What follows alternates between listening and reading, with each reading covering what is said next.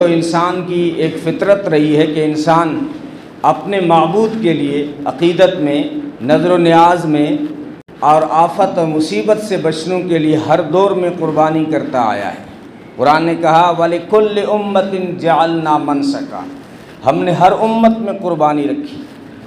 تو سوال ہی پیدا نہیں ہوتا، قربانی تو حضرت آدم علیہ السلام کے بیٹوں سے شروع ہو گئی۔ اللہ نے جب دنیا کو آباد کرنا شروع کیا تو قربانی کا عمل بھی چل پڑا، اور حضرت آدم کو تو بغیر ماں باپ کے پیدا کیا تھا، لیکن اب دنیا چونکہ بسانی تھی اور بہت جلدی آباد کرنی تھی، اس لیے اللہ نے یہ نظام بنایا کہ صبح حضرت آدم کے گھر میں ایک لڑکا اور لڑکی پیدا ہوتے تھے اور شام کو ایک لڑکا اور لڑکی پیدا ہوتے تھے، یعنی روزانہ کم سے کم 4 بچے دنیا میں آ رہے ہوتے تھے حضرت آدم اور حوا سے۔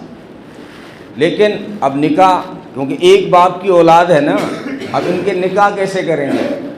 جو صبح ہوئے وہ بھی آدم کے بیٹے ہیں، جو شام کو پیدا ہوئے وہ بھی آدم کے بیٹے ہیں، تو پھر اصول بنایا ہے کہ صبح جو لڑکا اور لڑکی پیدا ہوئے ہیں یہ شام کو پیدا ہونے والوں کے نکاح میں آ جائیں گے، یعنی جو صبح لڑکی ہوئی ہے وہ شام جو لڑکا پیدا ہو رہا ہے اس کے نکاح میں آئے گا، اور جو صبح لڑکا پیدا ہوا ہے وہ شام کو جو لڑکی پیدا ہو رہی اس کے نکاح میں آئے گا۔ تو آدم کے بیٹے ہیں قابیل اور حابیل۔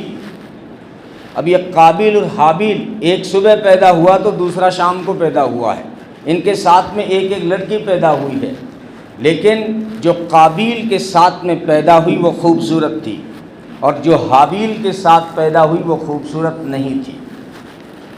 اب جو قابیل کے ساتھ پیدا ہوئی وہ حابیل کے نکاح میں آنی تھی، اور جو حابیل کے ساتھ پیدا ہوئی وہ قابیل کے نکاح میں آنی تھی، لیکن قابیل نے ضد کی کہ جو میرے ساتھ پیدا ہوئی ہے میں اس سے نکاح کروں گا، وہ خوبصورت تھی، اور آپس میں 2 بھائی جھگڑ پڑے ہیں۔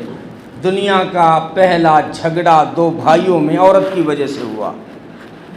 آج بھی عورتیں لڑا رہی ہیں تمہیں۔ 2 بھائیوں کے جو جھگڑے ہوتے ہیں، پہلا جھگڑا عورت سے ہوا۔ اب حضرت آدم علیہ السلام نے سمجھایا لیکن نہیں سمجھے، پھر اللہ کا حکم آیا کہ میرے پیغمبر آدم اپنے بیٹوں کو کہو میرے نام کی قربانی لگائیں، جس کی قربانی قبول ہوگی اس کے نکاح میں خوبصورت لڑکی آئے گی۔ اب قابیل نے بھی قربانی دی اور حابیل نے بھی قربانی دی۔ حابیل نے جانور کی قربانی دی اور قابیل نے کھیتی کی قربانی دی۔ اب اس وقت قربانی کی قبولیت کی نشانی یہ ہوتی تھی کہ آسمان سے آگ آتی تھی اور قربانی کھا جاتی تھی، تو جس کی قربانی آگ کھاتی وہ قبول ہو گئی سمجھو۔ تو آسمان سے آگ آئی اور حابیل کی قربانی کو تو کھا گئی، لیکن قابیل کی قربانی قبول نہیں ہوئی، یعنی پہلی قربانی جو دنیا میں قبول ہوئی وہ جانور کی قربانی تھی۔